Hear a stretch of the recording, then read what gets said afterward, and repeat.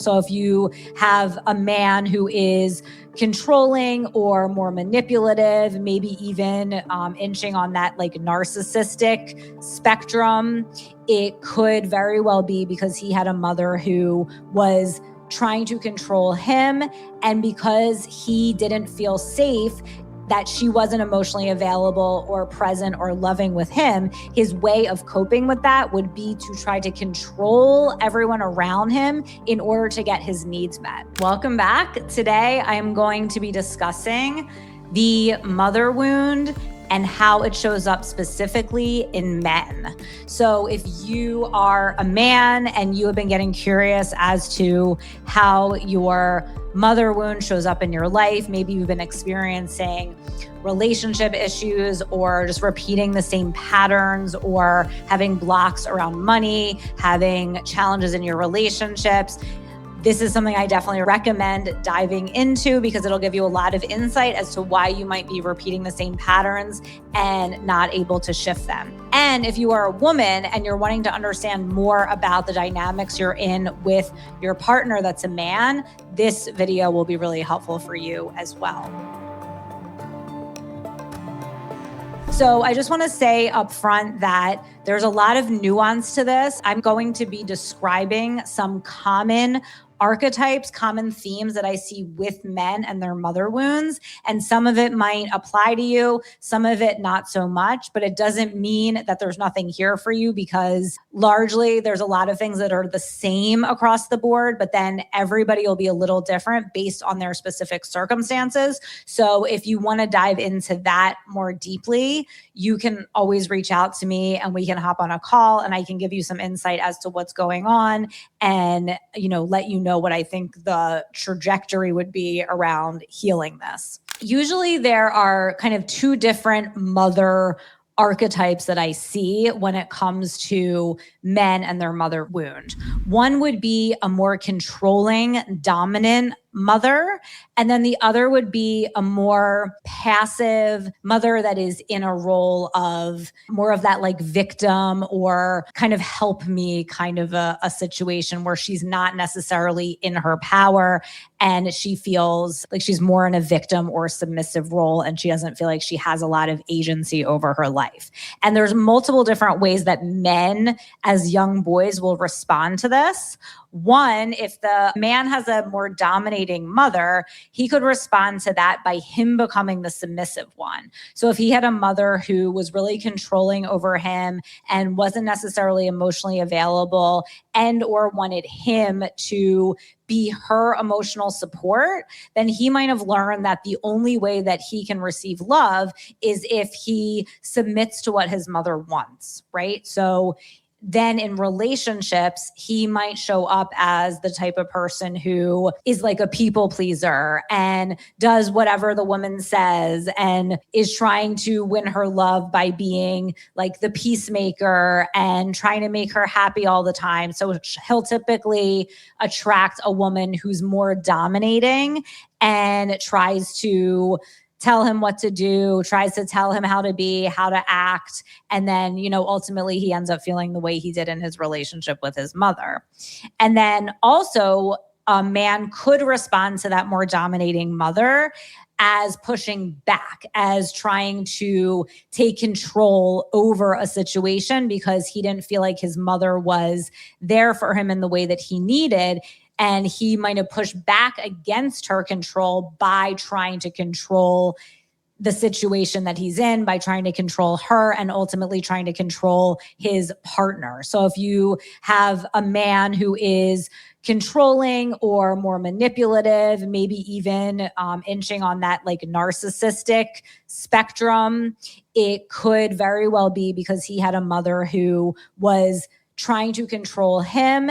And because he didn't feel safe, that she wasn't emotionally available or present or loving with him, his way of coping with that would be to try to control everyone around him in order to get his needs met. So all of these things are just coping mechanisms that we create to deal with the type of mother we have.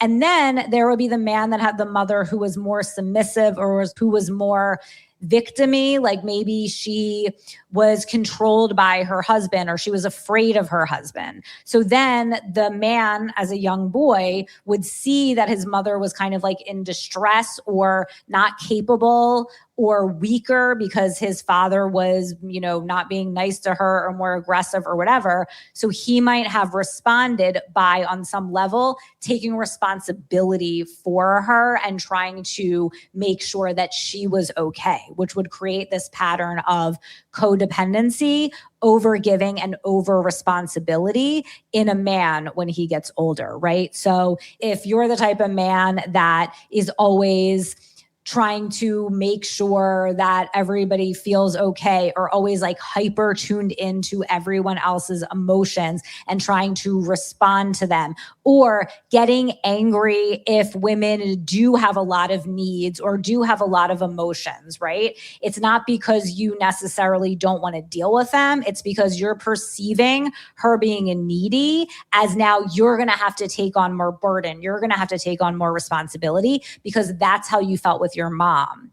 But it wasn't that you had to take responsibility for your mom. It's just that you created a coping mechanism to get your needs met. And when you saw that your mom was not capable or was weaker, you then automatically, and this is all subconscious, created a coping mechanism where you were like, okay, I have to make sure that she's okay so that I can get my needs met. So that might look like being hyper vigilant and being aware of what everyone else around you is feeling, and then responding to that by either people pleasing or over giving, or the opposite where you get triggered by it and you're like, oh, I don't feel safe because I feel like I'm going to have to overgive for this woman. And then what am I getting out of it? Right.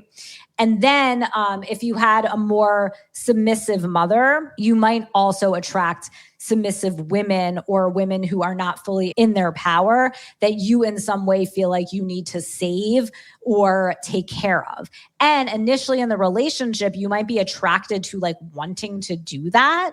But then what ends up happening is either they start leaning on you too much and then you pull away, or you become resentful that you're doing so much and you don't feel like they're doing enough.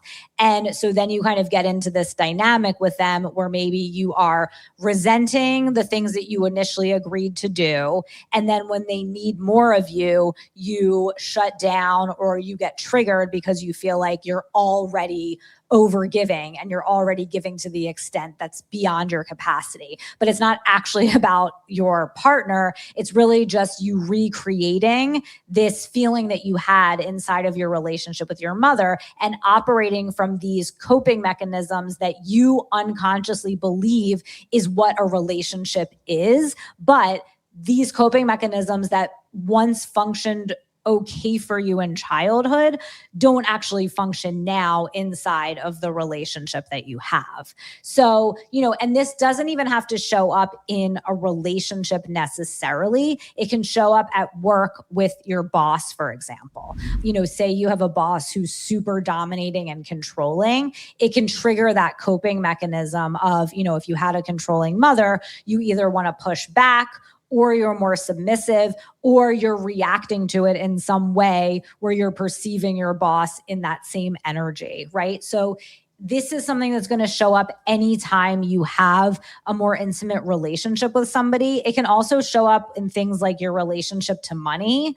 We tend to project our wounding onto our relationship with money because I always say money is like very neutral. So we'll usually project our core wound onto it and feel the same way about money that we felt in that relationship. It's not always apples to apples, but maybe because of your relationship with your mother, say you felt overly responsible for her, then maybe with money, you're more avoidant of it because you're perceiving it as, if I have too good of a relationship with it or I look too deeply into it, I'm going to have to be too responsible. And you want to avoid that responsibility because you associate any sort of intimate relationship with a burden of responsibility. So you avoid it, or it could show up where you are overly giving with money. And since you are always over giving, you're giving beyond what you're receiving, then your money might look like you're always in a deficit because you're always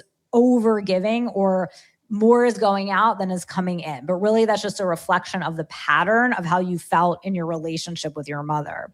So all of these things are just some examples of more common things that I see with men in their relationship with their mothers.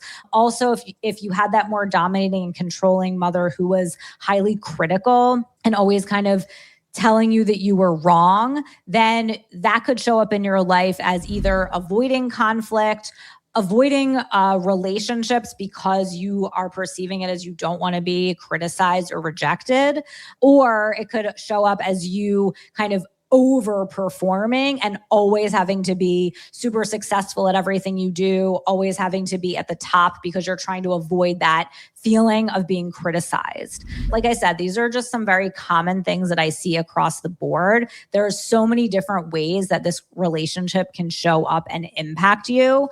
And if you want to go deeper into it, I would say definitely reach out to me, because when it comes to men specifically, the way the mother wound shows up is going to be a little bit different than it is with women, because obviously it's going to impact all of your relationships with women that you are close to in some way. And usually when we distill it down to a deeper energetic, then you're able to see how it shows up in all these different areas of your life.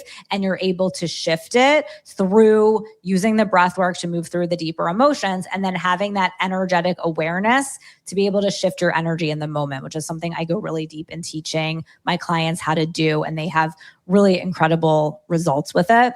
So if you're interested in learning more about that, please reach out to me. I have a bunch of different ways you can do that with me based on your availability for time, energy, money, all of that. But this is something that if you are struggling or challenged and have a recurring problem or issue that you haven't been able to fully shift, I definitely recommend diving into this relationship with someone who is highly skilled and can give you support around it, because I'm sure there's something there that you haven't uncovered yet. And when you do, you're going to have a huge aha, and you're going to be able to shift it probably more quickly than you think. So hopefully this was helpful. I love to hear your thoughts in the comments, how this landed for you. If you have questions, please leave them in the comments. Don't forget to subscribe to my channel.